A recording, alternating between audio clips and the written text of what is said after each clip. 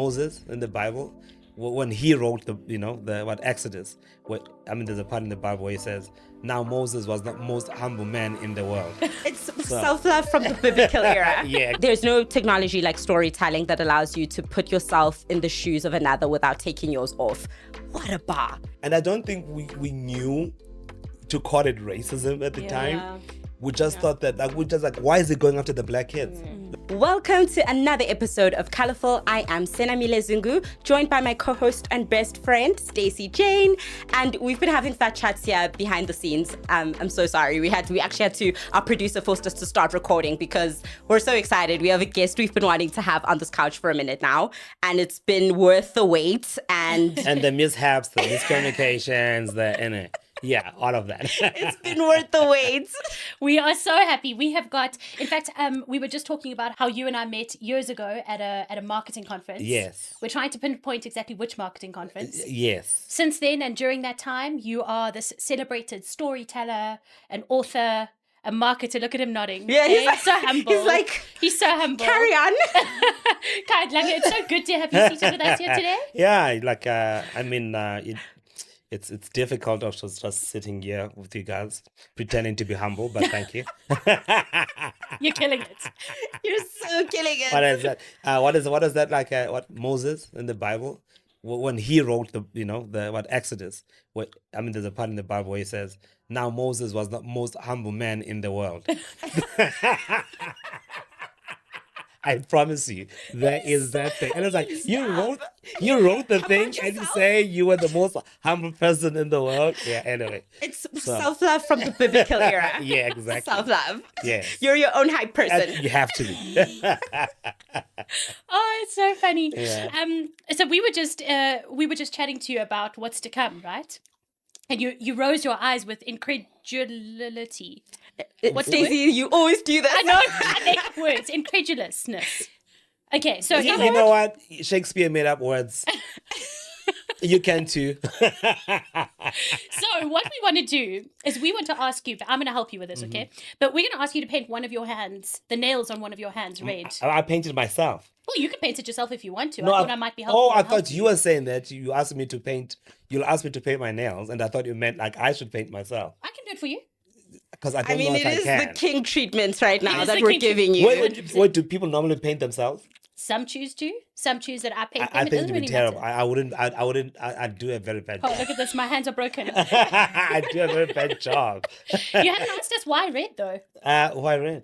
Why red? Okay, because red is our brand color, and we feel like red is this outspoken, bold, got to be courageous, making a statement kind of color, and that's what we hope to do with Colorful, where we talk about things about race, privilege, identity, swapping, sharing personal stories, the type of stuff that could make people uncomfortable and yet is actually such a great way to bring us together to understand each other better. So that is why red. Okay. Okay, Thank you in? you. Okay. All right, good. Okay, As check a your hands. branding person though, like low-key, tell us you think this eats. Yeah, well, it's certainly memorable. You're not going to forget? Because I've never painted my nails. Well, I've done what is it? Okay, well, I guess it counts. When the translucent one. the yeah, clear clear. with The the clear one, no, yes. but did you do it yourself or No, like okay, do you not go to myself. your nail tech It's and my nail tech person. Thank goodness my nails are Very somewhat pretty good. somewhat presentable. Yeah, Oh I'm my quite amazed God. actually. What do you think? Hey, you can't help but see Actually, it. you know what? I think when I was a child, I might have stolen my mother's Q-Tex. I don't know if you know what that is. that is nail polish. Yes. Because it's like what black people do. They call like Colgate. I mean Colgate. Every Colgate, toothpaste yeah. and every nail polish you Yes. takes. Like actually, even the way I'm spreading my nails, I know, I look like I've done this before. Okay, so I'm almost done, and then we get to take a very cool shot. That I feel like all of us and our red nails. if I'd done this myself, I feel like I'd have painted a bit of my hand and Outside the There you go. lines. inside the lines. There you go. Let's show it. Let's show it. No, you got to turn. Oh, sorry. Oh, no. Wait, how? Oh my gosh. He was looking at it himself. Oh, wait. What am I supposed to do? Yeah. You're supposed to show it to the camera. I'm having so much fun in this interview. Okay. Is that working? Very good. Ollie, do you like my nails? There you go. Okay, Khaya has yeah. painted his nails red. But we want to talk about your book today. Like, Yes. I've been obsessed about this book. I've been asking you about it. I saw you at things you'd like to know, you need to know. That's where I saw you in Cape Town. You were doing a whole thing with Dan Corder. Yes. And it was such a good night. Yeah. It was oh my word. Yes. Yeah, Yes. you said something that night that stayed with me Okay. for like since then. But you said that storytelling there's no technology like storytelling that allows you to put yourself in the shoes of another without taking yours off. What a bar. Wow. Can you just Did I say that? Yes. Wow. Gee. Oh wow. That's wow. What a line, Khaya. Well done. You said that. So unpack that for us since you said that. I can't begin to. Yeah, well, I think that, the great thing about storytelling is that you don't have to live that life. Someone else paints it for you. And once they paint it for you, you hopefully have a level of understanding and empathy when it comes to another person's life because you didn't know that side of their life, right? Because I imagine if like you grew up in, let's say, Constantia, let's say, or Clifton all your life, and it's mentions of drivers. I'm so stoked that you didn't look at me for that. I'm really, really happy. She looks like she Did grew you up in look at me? Constantia. Did you? And I did not grow up in Constantia, by the way. Do I look like Where Clifton? No, Randburg. Random. No, okay. And then you meet someone who grew up, like, I don't know, in some, let's say, in a shack, right? And when you exchange those stories, you realize how how like you make the desires and wants that you may have may be different. You all want love, you all want those things, but how you perceive them will be different, will be shaped by sometimes by how you grew up and how you're raised. And I think that's what for me it means, like to where, like that's how you end up in someone's shoes by reading their stories. And the first time I actually saw I read a book where I felt like, sometimes you see yourself because you're not used to seeing yourself. When I was a young boy, I didn't read books. And I remember reading this book because most books I'd read at the time were, kids see it's about white people, how they've lived their lives, and you don't really see much about black people's lives. And it was Cry the Beloved Country. And I remember reading this book because I grew up in rural Eastern Cape, and they're describing this boy who is walking to a priest's house, and he's very respectful, almost scared. It's in a rural place in Ikopo, and I remember thinking, oh my goodness, the way they're describing this boy, I can see myself being sent to Kwamfundisi, while growing up in the village, and I was like, and it really transported me back to a time that I knew and a place that I knew. So a book does many things for me. That's what I love books. I love Cry the Beloved Country. I feel like it was such a fundamental and like so integral to my understanding of apartheid South Africa. Exactly. And Me it was too. Alan Paton. It Yes. was so brilliant. I think that's when my activism really started growing. I started reading up on post-apartheid literature. It was insane. But I remember being 15 years old and reading Cry the Beloved Country. Oh, And I think I might have been younger. 14. I think Did I you was- just win? I actually think I was 13. Oh, Because I remember my mom making me read it. wow. Yes, that's how I know. My mom made me, and then I read his other books because Paton, yeah. Alan Paton, because I was like, oh wow, I can't believe this is happening, because you kind of become very aware of what is going on in the country at the time. Yeah, and his poetry, I think it's also incredible for the time. Yes. He had not had those lived experiences. Exactly, which means he's a great observer of human nature and has a great deal of empathy, because I think without empathy, you can't describe that life and make a black boy who was born in that situation, raised in that situation, feel like you are describing my life. So, and that's how I felt about that book. I mean, you speak about being 13 when you read it. It cued something else that I know you mentioned in your current book, or in your latest book, when you spoke about there being this disparity between the publishers, the buyers, and the readers. Tell me a bit about what you meant by that. Yeah. What I meant by that is, the big gap between, one of the reasons I actually mentioned that is because, one, in South Africa, black writers we don't get to, you won't find many black writers reach number one in the top 10 lists. And I mean, literally, like, when I was at some event a few weeks ago, I looked at that list, the bestseller, like the top 10, not a single black person on the best black seller list, on the bestseller list, not one black writer. And In then South Africa. in South Africa, That is not one. unbelievable. And all the writers they were all white, and the South Africans who were listed on the bestseller list were white South Africans, even though they were black writers who had published books. So, but what also happens is that the book buying market is white. So most people buy books in South Africa are white. And I think it's obviously because of the income disparities in the country and disposable income. And so that manifests itself even when it goes to the books. And so it discourages, I think, a lot of people from actually wanting to write, because I think a lot of people want to write because they have these visions of fame and wealth, from writing a book, but the likelihood of that is 0.1%. What, fame and fortune? Yes. Yeah. Fame It's just a and slog. Hey? both fame and fortune. Yeah. I mean, I think let's talk about something else you say in the book. And you started off by really emphasizing the urgency at which this needs, the publishing landscape. And you say black people know more about white people's stories than the other way around.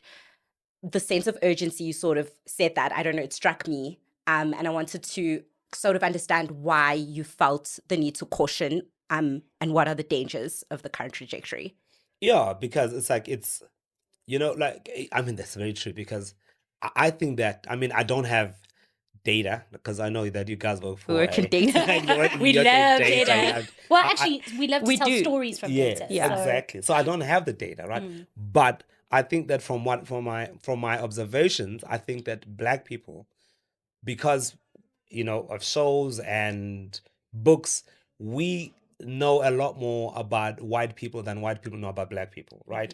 And I think white people know a lot more about, what they think they know about black people is like, hey, how was Kaiser Chiefs this week? Did they play? Yeah. Yeah, it was a lucky. it So was a lucky game. Sweden So it's derby, a derby. yeah. Yeah. And sometimes going that superficially, it's like, okay, let me just be superficial so that I don't have to go deeper into understanding, about what the real going ons in people's lives are. So you kind of excuse yourself because, well, I know about soccer, and I know Zanele lives in, I don't know, Tanzania, and then that's enough for you, right? Rather than have like a deep knowledge of the person, because when you don't have a deep knowledge of a person, you can excuse yourself for not having any empathy towards them.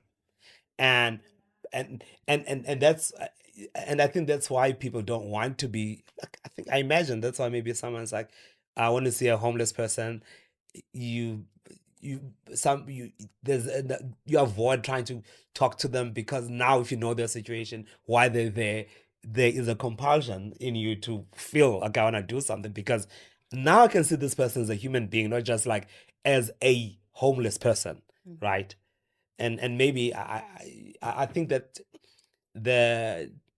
the lack of wanting to understand what another person went through is because I think part of it has got to do with the fact that white people don't wanna feel guilty. So you feel like, oh my, if I read about this, I'm going to be made feel guilty. But that's not the intention of writing. And I think it's the same instance like in America, when Africans, black people from the continent, go to the States, uh, white people are more comfortable, with black Africans originally from Africa than they are with African Americans.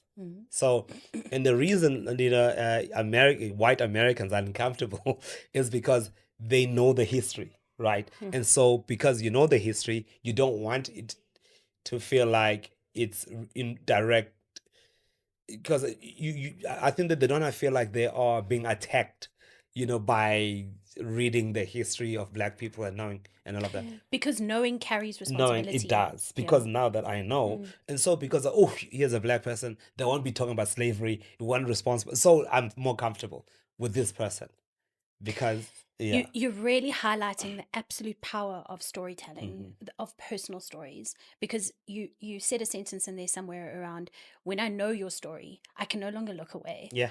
And that just, privilege protects us from having to engage in stories.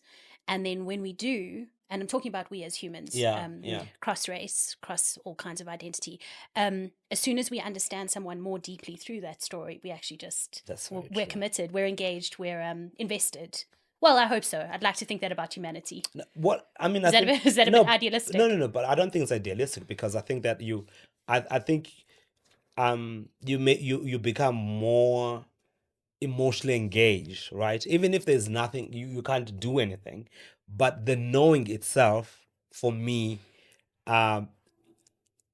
creates a connection rather than creates a chasm, between two people. So I feel like, I remember when I first moved to Cape, I lived in Cape Town. I was living in these digs. I think there were 7 of us in this house, and I was the only Black person in the house. And I recall this guy who eventually became a friend of mine, Russell, saying that he grew up here in Joburg, and he was in River Club, very privileged. His life was grand, and all he'd known his entire life was that, like, Black people are lazy, they lie, they are thieves, and that's what he literally, because that's what he'd been told all his life, and that's what he believed. And then, so now he's in his digs, and there's this Black guy, and because we're living together, everything he's been told, he realizes that this is a lie, because all the Black people he'd ever encountered and interacted with in his entire life were either working in their garden, or they were their helper, and they treated them a certain way, and therefore they felt like, well, so we felt those falsehoods were truth, because that's all you encountered. And just to make this clear, is that it's not to say that, like, someone works in the garden or in the kitchen is not intelligent. It's just that the people who treat them as such, and they don't want them to demonstrate a level of intelligence. And if you do demonstrate, or they kind of say it, they will find reasons why you don't deserve to work for them anymore. Yeah, I agree. And I think from what you said there, the inverse is true as well, in the sense that if we as Black people are growing up and the only images of intellectualism that we're getting, of academia, of reading even, has a white face, and poverty and disenfranchisement, social issues has a Black face, I think even as a Black person, the message is consistent as well. And so, a few weeks ago, Sarah Jane, the radio presenter on Cape Talk, asked me, are you unlearning internalized racism? And very honestly, I said, yes, I am, because every single image of, like, being destitute in this country is framed as having a Black face. But that leads me to my question of, you've now highlighted the economic power, who buys the books. If there is no incentive by those who hold economic power and the income disparities to begin to then engage in these stories because of the weight of what they mean, how can we really then bridge the divide, and how can we tell more Black stories practically? It's a very difficult question to answer, because it's one I've been grappling with, because I'm in the industry, right? I write books, and I hope people buy the books, and then those people who buy them, I don't have the numbers, but I'm pretty sure that at least 95% of people buy my books are Black, right? And interestingly enough, like, those white people who have bought my book, I have a friend of mine who said to me, like, this Jewish girl who lives in not even Clifton, in Bantry Bay. It's not me. It's not me. And Stacey's like, not me. So in Bantry Bay, and she said that, oh my goodness, reading your book, you didn't tell me and say, oh, this is what happened, this was apartheid was. She said, I got to understand what really apartheid was. But she also said, but I didn't feel guilty. But I felt like I understand for the first time. My mind opened up and I was like, this is what people were living through like all this entire time because of apartheid.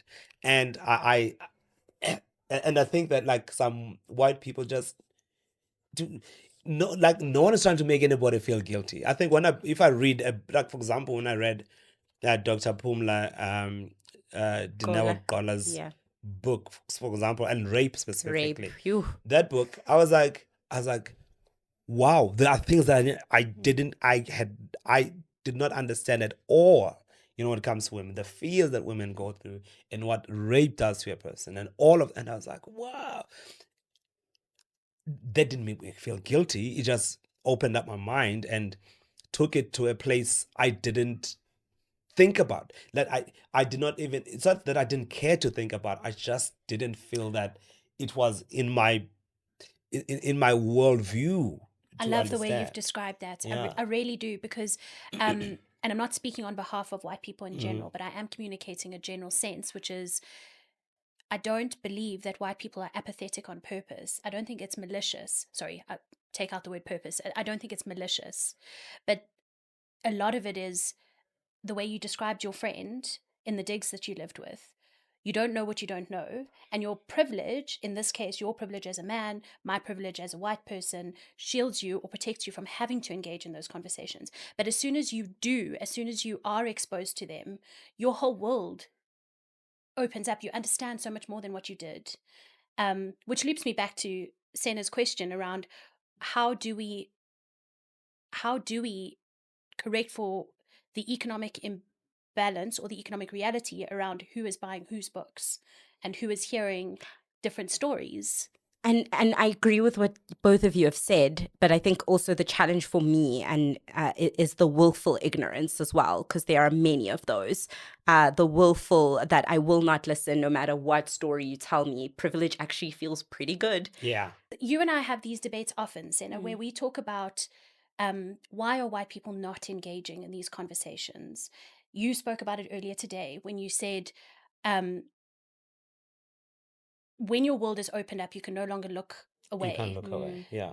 And I'm not convinced, maybe I'm just naive, but I'm not convinced that white South Africans today in our generation, and I say that broadly because Senna and I are like generations apart, but I don't, on the whole, I think that the heart and the intention to be more connected as a country is actually there. Whether we're doing it, whether we're doing it the right way, those are the questions I have. I just wonder how many people are openly against that idea. I don't know. I'm literally posing the question. I don't know. It's easier. I think that it's easier not to act when you are in a position of privilege because you are afraid of knowing what you choose not to know.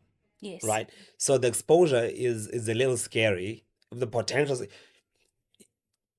I think you imagine all sorts of things about what being exposed to that information will do to you. Right. I think it's the same reason. Like I think that maybe men don't talk about, like I said, like rape as much. Or there are certain things that women go through that men just don't talk because it's just more comfortable not to know. Yeah. It's and also when you're in a position like socially because men dictate certain things because they I don't know they own the Twitters, they own the you know what I'm saying? Yeah. Right. And in positions of power where they can decide actually we don't want to hear that and therefore you can shut it down because you are in a position of authority or power to shut certain things down. Guys, I think we don't have the data and we can speculate, but for me, based on at least with the levels of GBV violence in this country and how much awareness and we speak about it and how it's always in the public zeitgeist, the discussion, yet not really filtering through to dropping those numbers, I'm inclined to believe that I don't know, maybe I'm not looking at the best of human beings, but when I see things like that, or when we did a study talking about how often do people feel prejudiced against based on their race, that's pretty high. So hopefully we can do better. I'm saying I don't know, but yeah. And that's why we have this podcast. It is literally to ask those questions, expose any biases, not any biases, expose things that we are not aware of, but also to share personal stories, because that is what's that is what kind of can bind us together, can create people out of one another. You know what you're saying? And the thing is, like, because data isn't personal, right? It feels like oh, it's happening somewhere else, and therefore it doesn't really affect me. And I mean, it's when I think about the anti-apartheid movement, for example, the ANC's genius at the time. I don't know if it's good. I mean, It can't was. call it any genius now. No, Like we it's can still there is two nothing truths can genius, be. you know, it's like they can coexist, you know. And so the one of the genius was realizing that millions of people around the world cannot relate to millions of people suffering because they're just a data point. It's like and so what they then decided, you know what, right? In order to get the world's attention to our struggle, we need to get a figurehead, and they decided that let's create a free Mandela movement. And then when you create the suffering of one person who represents the suffering of millions of people, all of a sudden the whole world sits and notices because they're thinking that, oh, now it feels more personal. It's a person who's got a family, he's got a wife who's being detained from left, right, and center. They're not around with their kids. There's a story around a human being, right? It's tangible. Like It's you tangible. humanize them. You do humanize them. And so, and that's what really sparked the movement and the concept about Free Mandela. But we all knew what it was about as the anti-apartheid movement, and that's what the movement decided. Beautifully crafted. Yeah. Instead of going at it with force and violence, Yes. which has its place too. Let me just state that very clearly. But this particular one that you're describing, this movement, is so ingenious. Yeah. It was because a data point is just a data point. Because, this is like, I hate the fact that I think, to quote Stalin. I was just about to say, even dictators though use that playbook. Yeah, no, Stalin said. Yeah. Stalin said something along the lines like the death of millions is a statistic, but the death of one person is a tragedy. Wow. Hey, go Stalin. Like, no, we're Stalin not dropping shouting, bombs. no. No, we're not shouting out Stalin. We're not shouting out Stalin. Your personal story. Life is like that sometimes. Be like Can that I tell you? sometimes. Can I tell you? Life be It's so like that meme sometimes. worthy. Even Yeah. did you do this on purpose? Like Yeah. just to be like, it'd be like that. You know, I was looking because I had the title, and then I thought, I need a good image. I need I went through my, a whole bunch of pictures, and then I remembered. I was like, man, there's a picture that I remember I took inside the club. In the club, we all fam. We all fans. This was at the club. This was at Coco in Cape Town. After the Queens played the 1 year. You're dressed very fancy for the club scene, though. No, because I just come back from the Queen's Plate. Oh, And okay. it was the Queen's Plate at the time. And I was in a very special marquee. Oh, we're the special Humble people. again. Go. With the VIPs. No, not just super duper VIPs. The VVIPs. And we had like this, you get given this, I don't know what to call it, like a thing, but you can go into any marquee. When you have the special thing. When you've got the special thing. Uh-huh. Whereas no one else can do that. Oh, did you feel so powerful? Oh, I felt so were you just superior. walking I around felt ratting? so superior. Wow. You have no idea. Clearly, you can tell this man is very humble. He has humble roots, which I want to get into because reading up about your rural upbringing and anyway, you were talking about. I don't finish my sentences, as Stacey has pointed out. We don't like ADHD is bad.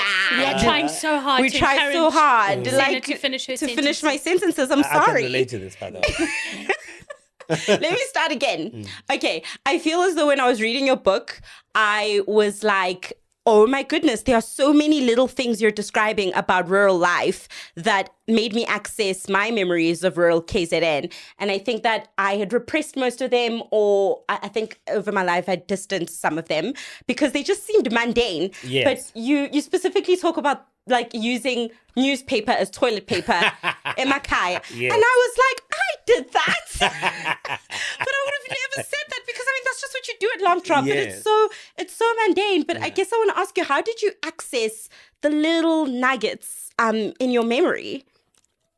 I think, part of it for me was to. Sorry. It's okay. COVID? No, it's over. Start Sorry. again from bottom. Are you okay? We're gonna need to Are you retake okay, from man? part of it. Thanks, I'm done. Okay, so I think really, I think part of what I was doing, I think in the book is so I often like to describe, maybe what I write sometimes, but all of the time is I am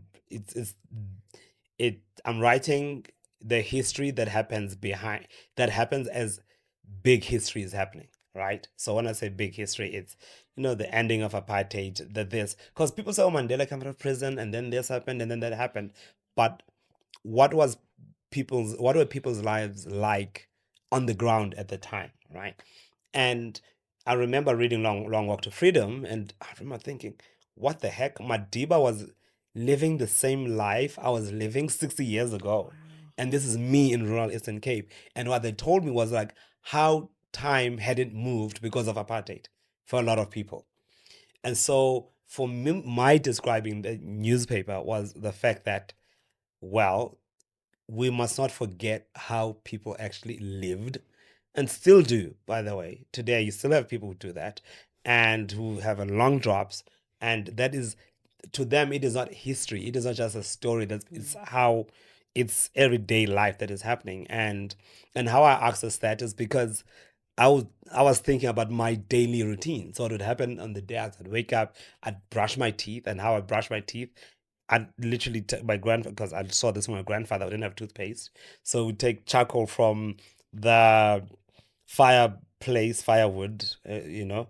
in the kitchen, and then you scrub it like with the charcoal, like take water, and you only had one like a cup of water. And the reason it a cup of water is because water had to be fetched from the river, and so no one could waste any water. So with this one cup of water, my teeth, I'd have to wash my face and wash my hands. And you could. It's so funny when I teach people that, guys, it's possible to wash your face with one cup and wash your hands, wash your face, and brush your teeth. Until I show them, they can't believe that it's possible. And so, and because I was because it was it's so funny. It was not for us. It was not. We didn't think about actively as like this is water conservation. It's like, listen, this is all the water we have for the day. Right? Here's all the, and so everyone has it's everyone's responsibility to make sure that this water lasts the whole day before someone goes and fetches more water. And at the end of the day, so that water can be used in the morning, during the mid-morning, afternoon, and then more water is fetched again in the afternoon. It's like water. No one is saying, oh, let's conserve water, but it's just like, and no one is saying you're wasting water. We just knew not to do it. Wow. I mean, in reading some of the stories that you've shared, there are times when you reference the fact that there's no English word to describe what you're trying to describe. Ukunyaba, that was one of them.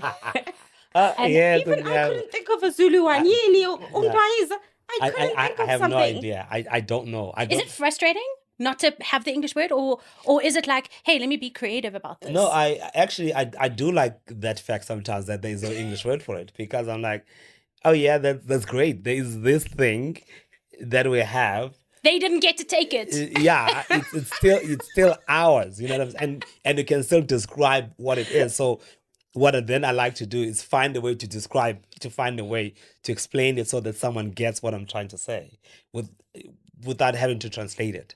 And So yeah, no, it's not frustrating. If anything, I enjoy it. Yeah. I was trying to figure out, like, what is this? Yeah. But I think there's so many fascinating stories you outlined in the book, like your grandfather, like your mom. But I want to jump to it's the point that you made of you wanted to write about things happening in the moment as these greater moments are happening all over the country. And I think a very big one is obviously going into our Rainbow Nation, New South Africa. And at this point, you are one of the test kids Eish. for a Rainbow Nation Model C school type situation. And so you start going to this Model C school and you speak about, your experiences there. But I guess I just want to ask you, because I could talk all day and I've spoken about my middle C schooling experience in predominantly white schools. What was your experience getting into that? I mean, my experience was fascinating because you're young, right? And you go to the school. I mean, there were two things actually, fascinating stories. I don't think this story I'm about to tell is in this book. It's in, to quote myself, where now we're allowed to go to white schools, and I was sent to Crewe Primary School in East London. So I go to Crewe Primary School, but they take me back one grade, right? Because I came from a black school, because clearly they felt I couldn't keep up or something like that for about a week. And then they'd give us tests, and I was acing them. I was getting the highest marks because I did this thing last year, right? So my mom was like, because I'd go home and complain to my mom every day.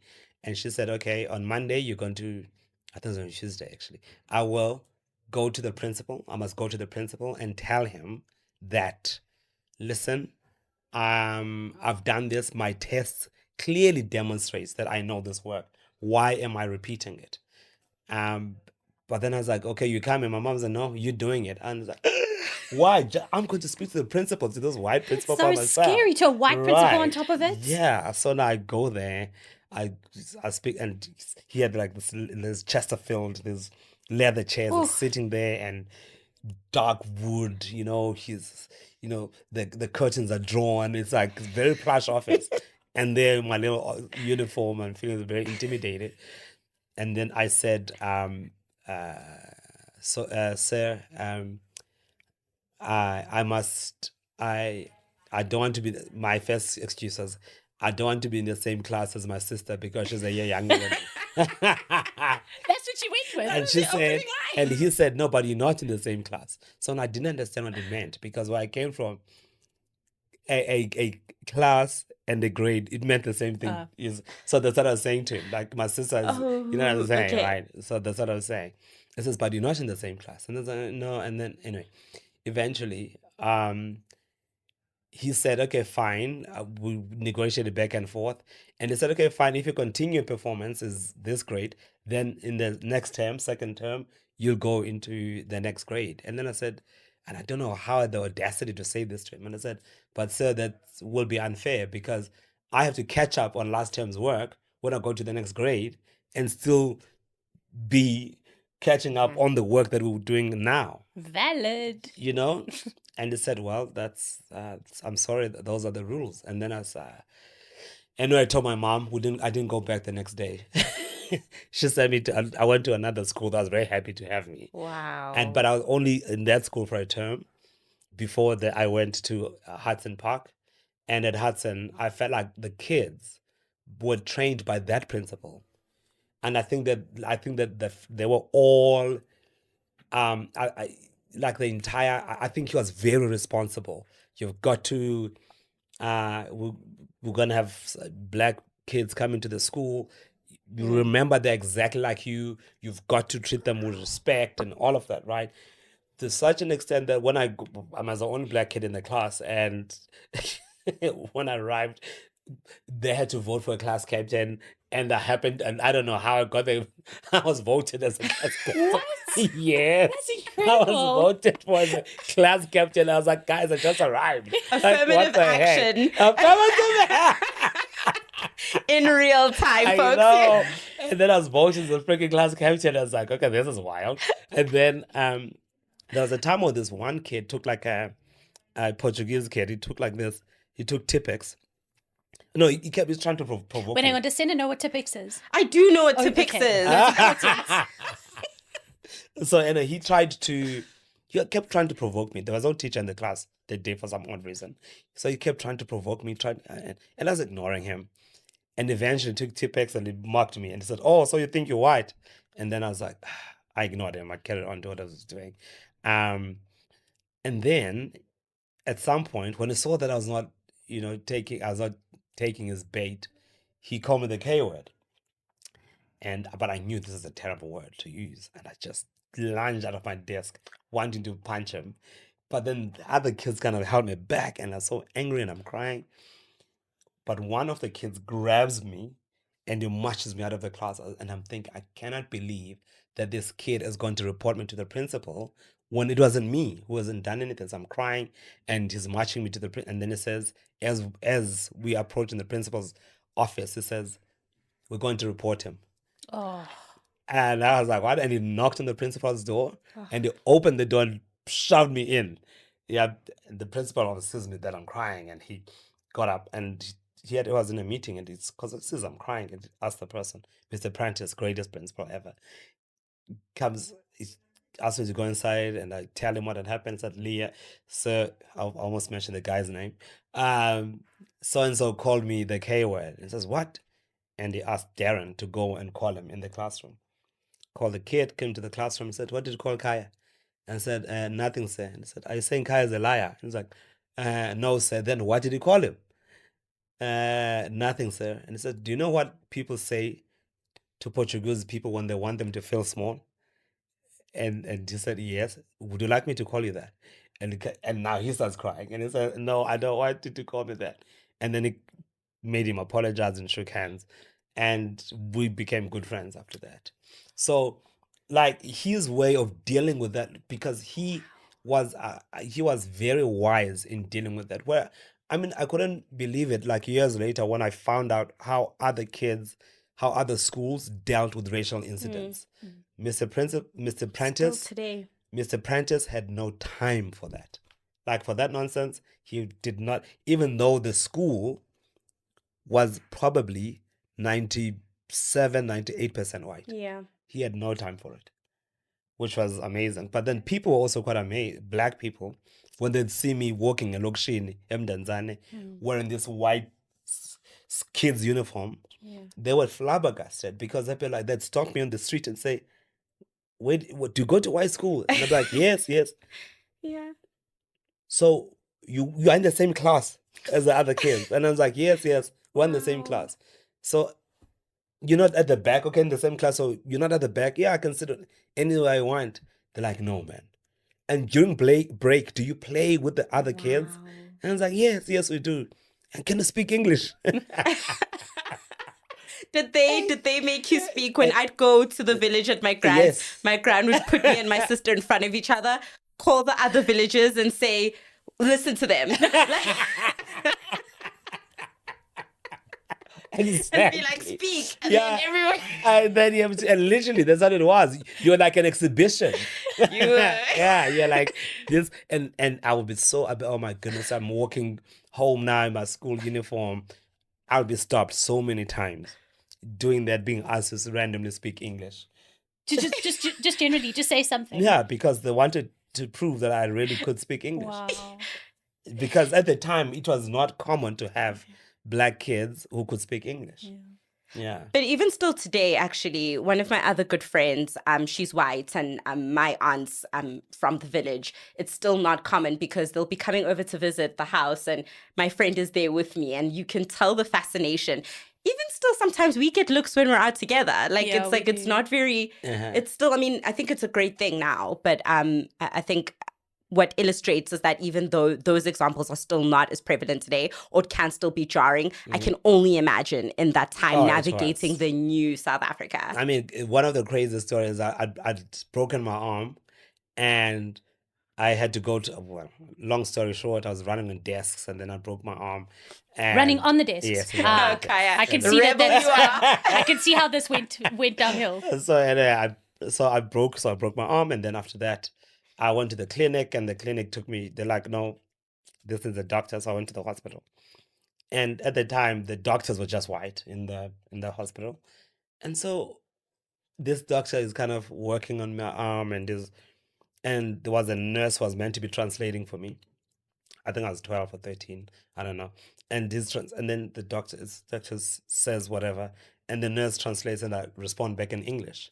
So the nurse kind of, you can like, she was very bored, and now she's like, wait a minute, there's a glitch I'm in glitching. the system. Wait, so the doctor says something else. She translates, and I respond in English, and she says very loudly, "Uyakhumsha lo mntana," which means this child is speaking English. Oh my God, this child is speaking English. So now the rest of the nurses, they're like, hey. And they all come around, and I was surrounded by these nurses. And the doctor can see now that, okay, this is a spectacle. So she starts having a conversation with me. And then, what he's doing, because he's now entertaining the nurses. And the nurses are just flabbergasted at the fact that they're seeing this child speak fluent English with this doctor. That's hilarious. So funny.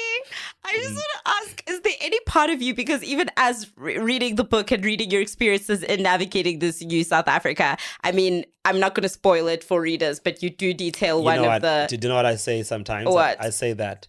I said this like at the book fair right now, and someone's like, "Oh, I don't want to spoil it for people." And then I said, "Do you think people don't buy the Bible because they know that Jesus dies?"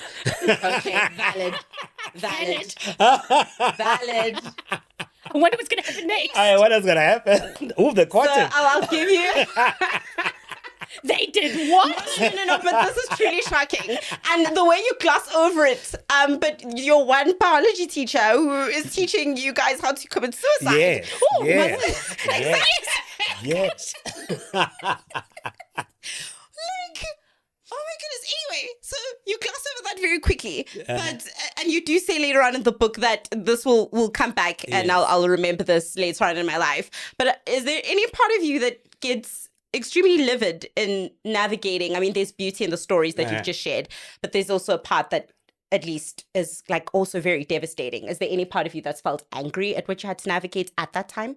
What The which part? into the new Rainbow Nation South Africa, the racism you faced. Oh yeah, of course. I mean, there were a lot of things where I had. I mean, I'll give you a very specific example, like a teacher kind of. I had an English teacher. So my English teacher had gone away for the term.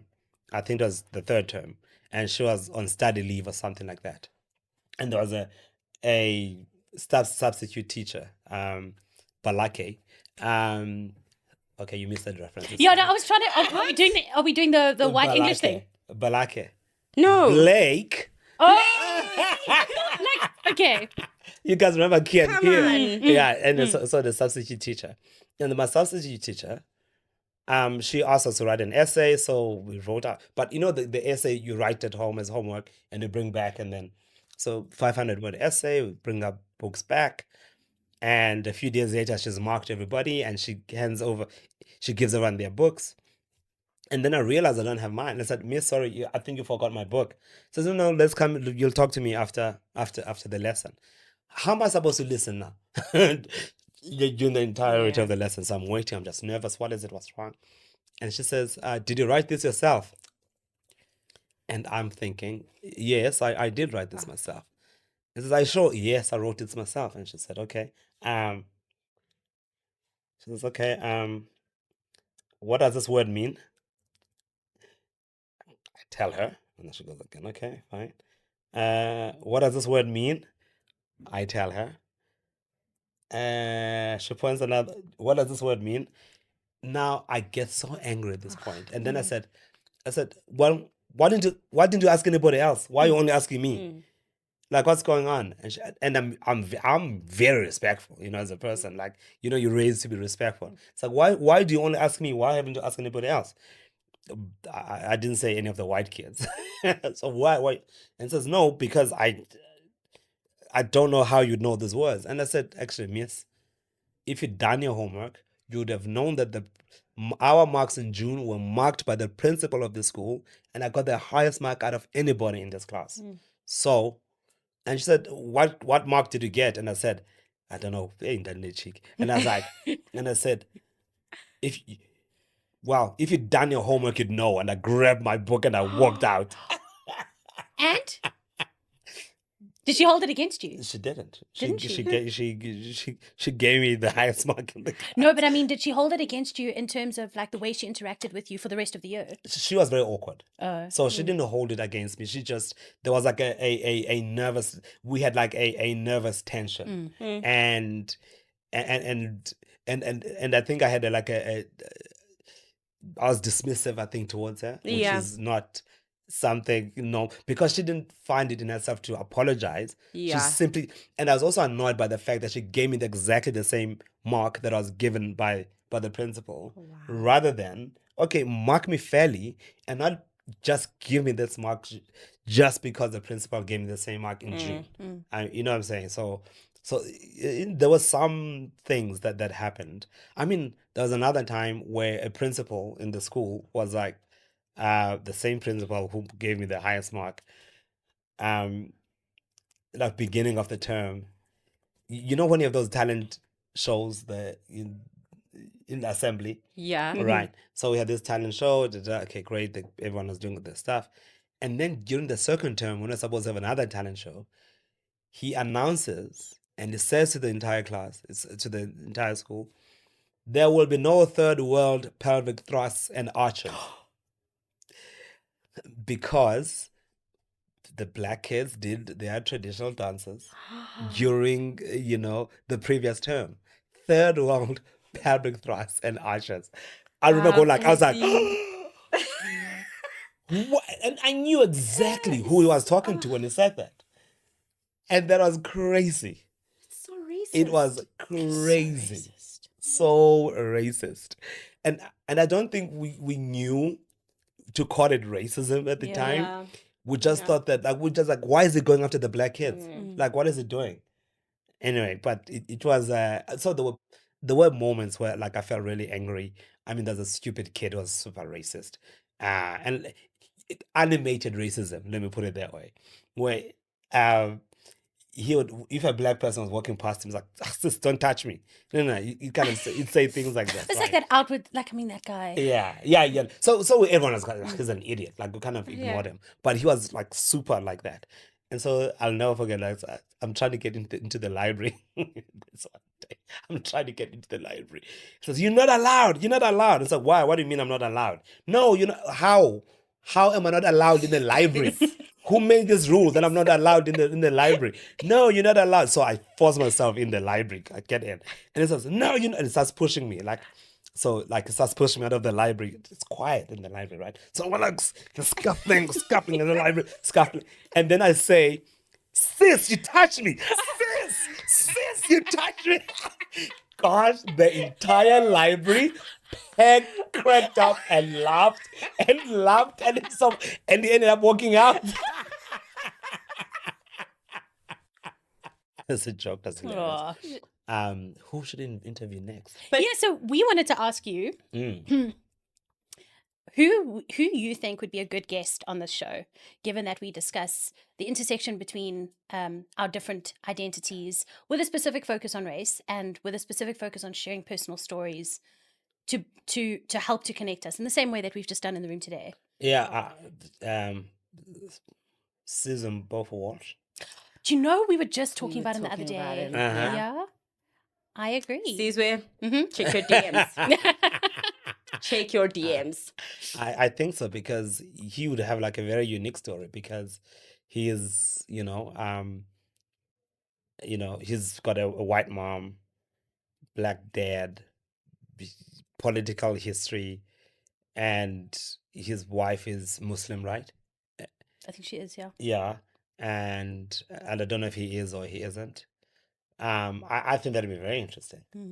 Yeah. I like that suggestion. Thank you. Yeah. Khaya, thank you for joining us today. I really have had the most wonderful time. It's been... I feel like we need a part 2 though. Yeah. I think it's so funny. I think that I was peaking. What are you thinking? I think I was starting to to lift off, and then we're ending it. No, it's always the hassle of trying to get you on this couch, so I'll do it again. I will absolutely do it again. Thank Yeah. you so much for coming on to Colorful. No, thank you. Yeah, thank you guys. Please don't forget to subscribe. We really would love your support on YouTube specifically. Hit the subscribe button. Till next time.